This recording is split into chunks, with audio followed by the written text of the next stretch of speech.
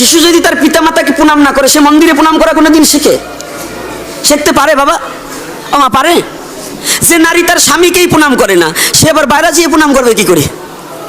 আবার এক গ্রুপ আছে ভালো, ওরাই ঘরে যা করুক বা না করুক বাইরে যেয়ে কানতে পারে, ভালো আছে না?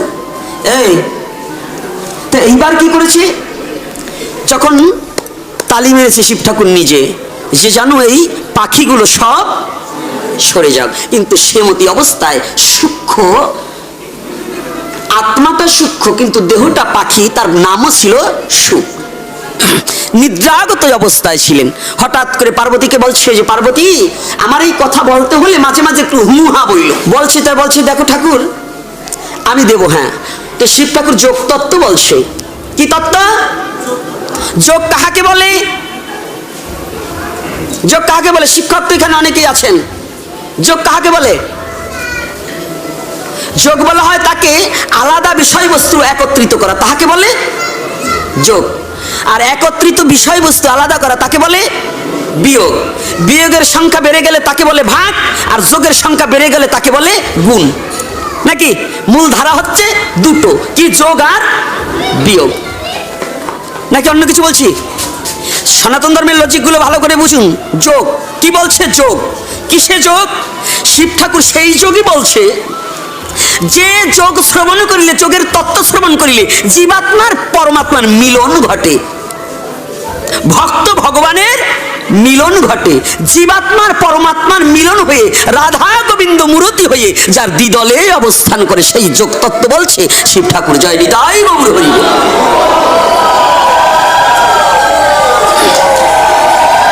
এটাকে বলে যোগ। যখন যোগ বলছে, পার্বতী বলছে হ্যাঁ ঠিক, কিন্তু নারী জাতি তো, নারী কিন্তু পূর্ণাঙ্গ বৈষ্ণব হতে পারে না। নারী কিন্তু পূর্ণাঙ্গ বৈষ্ণব হতে পারে না, সে সেবাদাসী হতে পারে কিন্তু সেবায়িত হইতে পারে না। এজন্য মঠ মন্দিরে, বড় বড় মঠ মন্দিরে কিন্তু নারী কোনো সেবায় নেই। এর কারণ আছে, এটাও এদের একটু ব্যর্থতা। কি ব্যর্থতা?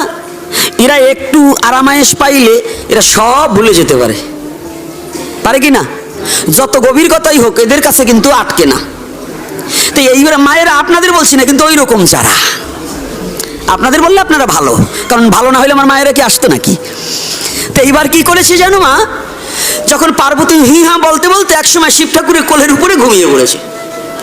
কিন্তু যখন শিব ঠাকুর যোগতত্ত্ব বলা দেশে, যদিও পাখি রূপে হয়, ওই সুখের আত্মাটা তো আর পাখি নয়, ওই দেহটা যেন পাখি, কিন্তু আত্মাটা তো, আত্মার জগতে সবাই আমরা আত্মদর্শী, আত্মা এক, চৈতন্য বিভু, ভগবান চৈতন্য বিভুর অংশকলা থেকেই আমাদের আত্মার সৃষ্টি, নাকি?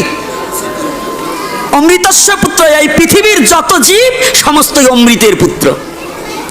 এই নারী বলেন আর দেহ বলেন, এই আত্মার জগতে নারীও নাই পুরুষও নাই।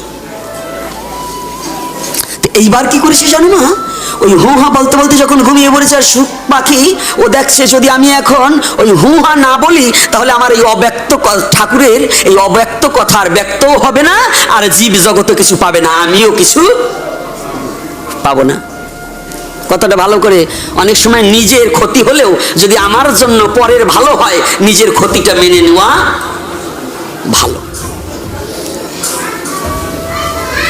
যখনই ভালো হুহা বলছি, হঠাৎ করে যখন যোগতত্ত্ব শেষ হয়ে গেছে, যোগ বন্ধ হয়ে গেছে, এখন ঠাকুর পিছনে নিচে তাকিয়ে দেখতে পায় পার্বতী হরিবোল হয়ে গেছে। হরিবোল বোঝেন তো? ওই দেখেন এইখানে যে খট উঠে গেছিল, হ্যাঁ খট বোঝেন তো?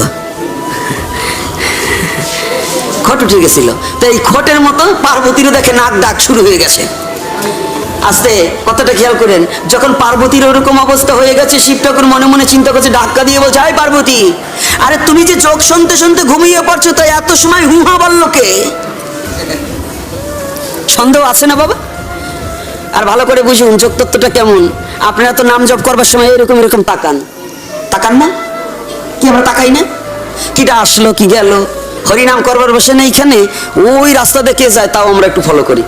শাস্ত্রে বলছে যোগে যখন বসে তখন চর্মচক্ষু চাওয়া থাকলে তার যোগ হয় না। এই চর্মচক্ষু শাটার বন্ধ করে দিতে হয়। জয় নিতাই গৌর হরি বল। আপনি বলুন দেখি, বাড়িতে যদি আপনি খেতে যান, দোকান খুলছেন এই বাজারে, বাড়িতে খেতে গেলেই শাটার নামায়ে যাবেন না শাটার খুলে দিয়ে যাবেন? যারা সচেতন ব্যবসায়ী কি করবে? নামাই দিয়ে যেতে হবে না?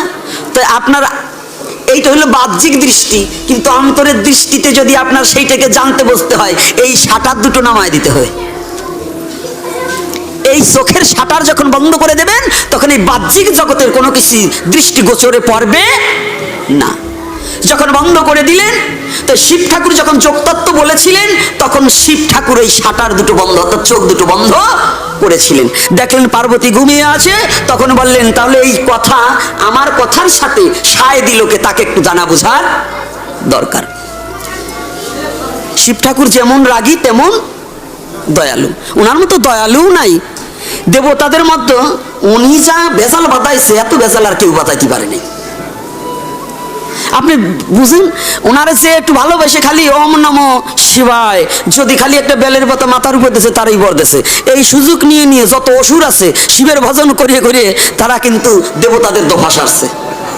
কি ছাড়ছে কিনা বলুন? পুরাণ আদি খুলে দেখবেন, উনি যা বর দিয়েছে এত বর কেউ কিন্তু দেয়নি। আর উনি বর দেশে যত কয়টা অমানুষ কয়টারই বেশি, মানে অপদার্থ গুলা, মানে ওই অপদার্থ গুলায় শিব ঠাকুরের দুর্বলতা পাইয়ে ওরা ওরেই ভজন করছে বেশি, শাস্ত্রে দেখবেন। আর এই ঝামেলা মুক্ত আর একজন করছে, সে কে জানেন? সে হচ্ছে মহামুনি নারদ। নারদ যেখানে না গেছে, দেবতাদের মীমাংসা সেখানে হয় নাই। আপনারা তো একজনের বাড়ি ঝগড়া লাগলে খালি নারদ নারদ করেন, না ঝগড়া বেশি লাগে। কিন্তু শাস্ত্রে বললেন, ঝগড়া লাগলে নারদের নাম লইলে ঝগড়া আরো নিষ্পত্তি হয়ে যায়, ওখানে ঝগড়া থাকে না। দেখছেন আমাদের ব্যবহার কি, আমরা ঝগড়ায় নারদের নাম করি, কিন্তু শাস্ত্রে বললেন যেখানে ঝগড়া হয় নারদের নাম লইলে ঝগড়া মীমাংসা হয়ে যায়। ইয়া নিতাই গৌর হরি বল। তো এইবার কি করছি, এইবার আমাদের একটু তাৎপর্য কতটুকু, শিব ঠাকুর যখন উপরের দিকে তাকিয়েছে, তাকানোর সাথে সাথে দেখতে পায় এত সময় যে হু দিয়েছিল সে ছোট্ট একটা পাখি। শিব ঠাকুর করল চিন্তন, যে ঘটনা ঘটলো এখন এই পাখি যদি সমস্ত পাখি সমাজে এই তত্ত্ব বিস্তার করে দেয়, তাহলে তো নরলোক কিংবা কোনো দেবলোকে পাবে না, শুধু পশু সমাজে পেয়ে যাবে, কিন্তু ভক্ত কখনো এই রস আস্বাদন করতে পারবে না। তাই উনি ক্রোধান্বিত হয়ে, হাতে ছিল ত্রিশূল, শতরজতম তিনটি কি ফল আছে নাকি বাবা? ত্রিশূলে কয়টা?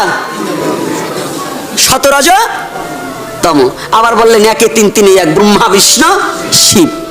যদি একজনকে ভজন করলে তিনজনেরই হয়ে যায়। তো এইবার ওই হাতে ছিল ত্রিশূল, ত্রিশূলটাকে ফিকে লাগিয়ে সবকে বধ করে আয়। শিবের হাতে ত্রিশূল তো কখনো বাবা রোধ হয় না, ছুটছে পিছনে, আর পাখি সুক্ত যাচ্ছে। এদিকে মহামুনি কৃষ্ণদ্বৈপায়নে বেদব্যাস বহুদিন হইতে দুটি চোখের জলে ভেসে ভেসে সারা জীবন ভরে কাঁদছে আর বলছে, গোবিন্দ তুমি আমাকে এমন একটি পুত্র পৃথিবীতে দান করো, যে পুত্রের দ্বারা তোমার অব্যক্ত প্রেম লীলা রস আস্বাদন করে বিশ্ব জগতের মাঝে ব্যক্ত হতে পারে। আমাকে এমন একটি পুত্র দাও, যে পুত্র তোমার নামের মহিমা বিশ্ব জগতে প্রচার করতে পারে। কথা বললেই কথা বেড়ে যায়, 5 ঘন্টা পাঠ করলে এই কথা কমে না। আমরা তো ঘড়ি ধরা পাঠক না, আমাদের সময় লাগে হলো বেশি, কিন্তু কি করব, দিবার তো ইচ্ছা করে, কিন্তু সময় তো পাই না, সময়ের খুব অভাব। ব্যাসদেব প্রার্থনা করছে, আমাকে এমন একটা পুত্র দাও, যে পুত্রের দ্বারা বিশ্ব জগতে তোমার নাম প্রচার হোক। আর আমরা পুত্র দিয়ে কি চাই? চোর বানাতে চাই। কি চোর? আমার ছেলে বড় শিক্ষিত হবে, বড় ম্যাজিস্ট্রেট হবে, বড় অমক অফিসার হবে, তার মধ্যে ভালো অফিসার হবে, চোরাই মাল ধরতে পারবে বর্ডারে, যেন ওদের কি বলে কাস্টম অফিসার না? যদি কাস্টম হয় 15 লাখ 20 লাখ ঘুষ দিয়ে কাস্টম অফিসার বানাবো, কিন্তু ভক্ত তৈরি করব না। যদি কারো ছেলে একটু সাধু হতে চায়, কয় তোর এখন তো বয়স হয়েছে নাকি, বয়স হয়, আরে সাধু পরে হ, এরকম মা বাবা আছে কিনা? এরা কোনো পিতা মাতার দলেই পড়ে না। যদি বলেন কেন, শাস্ত্রে বলছেন, সেই সে পরমবন্ধু, সেই পিতামাতা, কৃষ্ণ চরণে যেই প্রেম ভক্তিদাতা। আমার শাস্ত্রে বললেন, যে পিতামাতা সন্তানকে কৃষ্ণ ভজন শিখায় না, সে কোনো পিতামাতার দলে পড়ে না। কি কষ্ট পাচ্ছেন নাকি আপনারা বাবারা? ও মা, কষ্ট হয়? ওইও তো বলবেন না, আমিও জানি। তো এইবার যখনই ব্যাসদেব এদিকে সাধনা করছে, ব্যাসদেবের স্ত্রী নাম জানো কি? বিটিকা, আবার ওনার আর এক নাম হচ্ছে গীতাসী, নাকি? দুটো নামেই শাস্ত্রে আছে, বিটিকা এবং গীতাসী। উনি আবার ভগবানের কাছে কাঁদছে, ভগবান আমার এই নারী জন্ম সার্থক হবে যদি তোমার কোনো সেবক আমার গর্ভে জন্মগ্রহণ করে। আমা, সনাতন ধর্ম কত বড় লজিক জানো? একটা সন্তান আনার আগেও তিথি, নক্ষত্র, দিন, ক্ষণ, মাস ইত্যাদি আছে, আছে কিনা বাবা? যদি বলেন কোনটায় আছে, পঞ্জিকায়ও দেখবেন একটা সন্তান আনার জন্য গর্ভধারণ লেখা আছে, আছে কিনা? সনাতন ধর্ম কত বড় লজিক জেনে যাও যুবক বাবারা। আরে এই বুড়ো কয়টা যার জায়গা যাবার এগুলো গেছে, তোমাদের যা সৃষ্টি করার সময় আছে, এরা সনাতন ধর্মের কি আছে একটু জানো, বোঝো। যে মায়েরা এখানে যৌবন আছে তারা একটু জানো, বোঝো সনাতন ধর্ম কি দিয়েছে তোমাদেরকে। আমার ভাগবত কি দিয়েছে? আমার ভাগবত কোনো মরা কথা নয়, আমার ভাগবত হচ্ছে তাজা কথা, যে কথা আস্বাদন করলেই জীবের মঙ্গল হবে, এই কথার অনুশাসিত পথে চললেই জীবের মঙ্গল হবে। সে যেদিকে যান, সংসার করবেন সংসারের মঙ্গল হবে, সন্ন্যাসী হবেন তার মঙ্গল হবে, হ্যাঁ, যে যে পথেই আদা সন্ন্যাসী আদা গাইরস্থ হবেন তারও মঙ্গল হবে। জয় নিতাই গৌর হরি বল। যে যে পথে এটাকে গ্রহণ করেন তারই মঙ্গল হবে।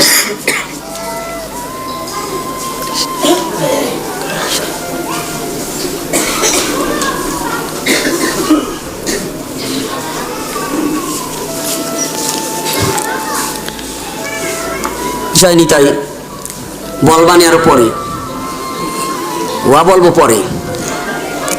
জয় নিতাই গৌর হরি বল। তাহলে আজকে যখনই সাধনা করছে, তিনজন ছাড়া কখনো কোনো পৃথিবীতে কোনো মানুষ আসতে পারেনি, মা, বাবা আর কে? আমরা উপরের দিকে তাকাই, তাকে বলি অনাদির আদি গোবিন্দ। এই তিনের অবস্থান ছাড়া কিন্তু কোনো পৃথিবীতে সৃষ্টি হয় নাই। পশুকুলেও জমি, বীজ, কৃপা, কি এই তিন ছাড়া আসছে বাবা? পশুকুলেও তিনের প্রয়োজন আছে। এদিকে গীতাচি চাইছে আমার গর্ভে সন্তান আসুক, কৃষ্ণ ভক্ত, কৃষ্ণ দ্বৈপায়নে বেদব্যাস চাচ্ছে আমার এমন একজন সন্তান আসুক সে যেন ভগবানের নাম প্রচার করতে পারে। আর এদিকে ভগবানও চাচ্ছে তার শুদ্ধ ভক্তকে বিশ্ব জগতে প্রচার করার জন্য, পাঠাবার জন্য। যখন শিব ঠাকুরের ওই ত্রিশূল পিছনে ধাচ্ছে, সুখ পাখি আর পালাবার কোনো পথ দেখছে না। এদিকে গীতাচি স্নান সেরে যখনই উঠেছে, হঠাৎ করে বাবা সময় না হলে তো হয় না, হ্যাঁ, প্রত্যেকটা নারী কিন্তু সন্তান সম্ভব সব সময় হতে পারে না, এরও একটা সময় আছে। আপনি যদি বর্ষার সময় গিয়ে মাঠ ভরা জল, ওই সময় গিয়ে যদি আপনি বেসন বুনিয়ে দিয়েছেন, বাড়িতে ধান আসবে না? কি হয়? পচে নষ্ট হয়ে যাবে, তাই না? আবার আর এক গ্রুপ আছে কি জানেন, ধান পেকে আসছে, পেকে আসছে ধান, ওই ধান পাকা ধানের ভিতর দিয়ে আবার ধান বুনিয়ে দিলে কি হবে? হ্যাঁ, দুটোই নষ্ট হয়ে যাবে। তাই এইটা কিন্তু একটু ভজনের কথা বললাম, একটু বুঝে নিয়েন। এইটা কিন্তু প্রত্যেকটা যুবক যুবতীর একান্ত প্রয়োজন।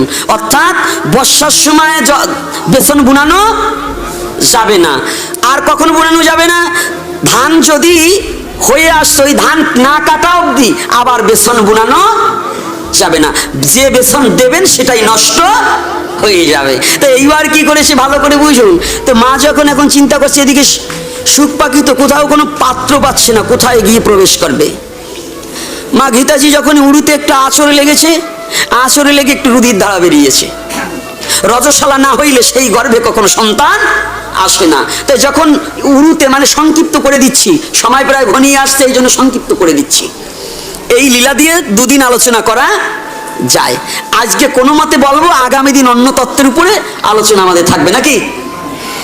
এইবার কি করেছে, যখন রুধির দ্বারা বইছে, সুখ করেছে কি, এই দেহটাকে, জড়ভৌতিক দেহটাকে পরিত্যাগ করে সূক্ষ্ম দেহটাকে ধারণ করে ওই রুধির দ্বারা উরু দিয়ে গর্ভে প্রবেশ করেছে। যায়নি তাই গৌর হরি বল। পাখি রূপেই কিন্তু যায়নি, সনাতন ধর্মের লজিকটা বুঝতে চেষ্টা করতে হবে। সূক্ষ্ম দেহ নিয়ে, সূক্ষ্ম দেহ কেমন? ছোট্ট একটা আমের আঠির মধ্যে আম গাছ আছে না বাবা, তাকে দেখা যায়? যায় না। দেখা যায় কখন? ওই বীজটা যখন বপন করা হয়, তাকে জল দিলে পরিচর্যা করতে করতে এক সময় অঙ্কুরিত হয়। ওই অঙ্কুরটাকে সযত্নে প্রতিপালন করতে করতে যেন ছাগল ভেড়ায় না খায়। ছাগল ভেড়ায় না খেলে পরে চতুর্দিকে বেড়া দিয়ে যখন রাখা হয়, জল ঢালো তার আগাগোড়া, ফুটবে রে ফুল, মেলবে পাতা। তাহলে অত বড় একটা আমের গাছ ওই আঠির মধ্যে লুকিয়েছিল, ছিল না বাবা? এটা দেখা যায়নি। তদ্রূপ এই সূক্ষ্ম আত্মাটা প্রত্যেকটা দেহের মধ্যে আছে। দেহটাকে খণ্ড খণ্ড বিখণ্ডিত করে ফেললেও ওই আত্মাটাকে দেখা যায় না। আর যদি ভজন করিতে করিতে যদি কোনো ব্যক্তির সেই জ্ঞান মার্গের জ্ঞান চক্ষু উদিত হয়ে যায়, দিব্য দৃষ্টি প্রস্ফুটিত হয়ে যায়, তখন এই আত্মাটাকেও সে দেখতে, কি বিশ্বাস আছে কিনা? একটা মিথ্যা কথা বলছি? এটা সত্য না মিথ্যা? তাহলে যখন ওই পাখির দেহটাকে পরিবর্জন করে সূক্ষ্ম দেহ নিয়ে মাতৃগর্ভে প্রবেশ করেছে, মা টের পেয়েছে। বাবার আগেও মা টের পায়। সুখদেব অজনী সম্ভাবা। আজকে ভালো করে জেনে নেই, সুখদেবের সাথে পৃথিবীর কারোর সাথে তুলনা নেই। ব্যাসদেব জনী সম্ভাবা, কিন্তু সুখদেব হচ্ছে অজনী সম্ভাবা। ব্যাসদেব জনী সম্ভাবা, সুখদেব কিন্তু জনী সম্ভাবা নয়। আপনাদের প্রশ্ন থাকতে পারে, আসন বললাম ব্যাস আসন, কিন্তু ব্যাসদেব তো ভাগবত কোথাও প্রচার করেনি। করেছে? শাস্ত্রে আছে? কেন? ওই ব্যাস আসনে ওদিন ব্যাসদেব স্বয়ং ছিলেন। ব্যাসের পিতাও কি নাম কি? পরাশর। পরাশরের পিতার নাম কি?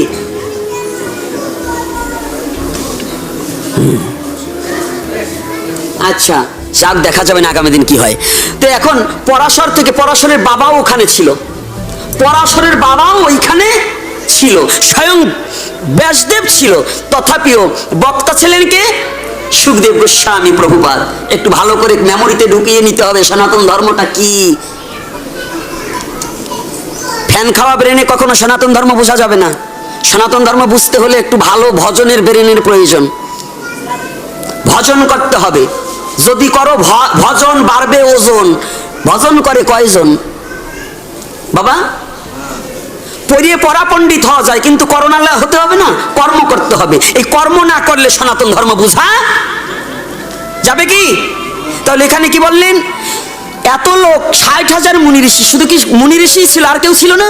দেবতা বর্গ ছিল, কিন্নর বর্গ ছিল, গন্ধর্ব বর্গ ছিল, ছিল না বাবা সেইখানে? কিন্তু তারা সবাই বাদ দিয়ে একমাত্র সুখদেব গোস্বামী প্রভুপাদ, তিনি যে কথা বললেন, এই কথা সাধনের জন্য মহারাজ পরীক্ষিত সমস্ত আশাকে পরিত্যাগ করে, রাজপ্রাসাদকে পরিত্যাগ করে, রাজ মুকুটখানা জন্মেজয়ের মাথায় পরিয়ে দিয়ে এসে হরিদ্বার ব্রহ্মকুণ্ডে সরস্বতী নদীর পারে প্রয়াগ উপবেশনে উপবিষ্ট হয়ে বসে রইলেন। একমাত্র সুখমুখ অমৃত কথা সাধন করে তার সমস্ত জীবন জ্বালা জুড়াইবার নিমিত্তে। জয় নিতাই গৌর হরি বল।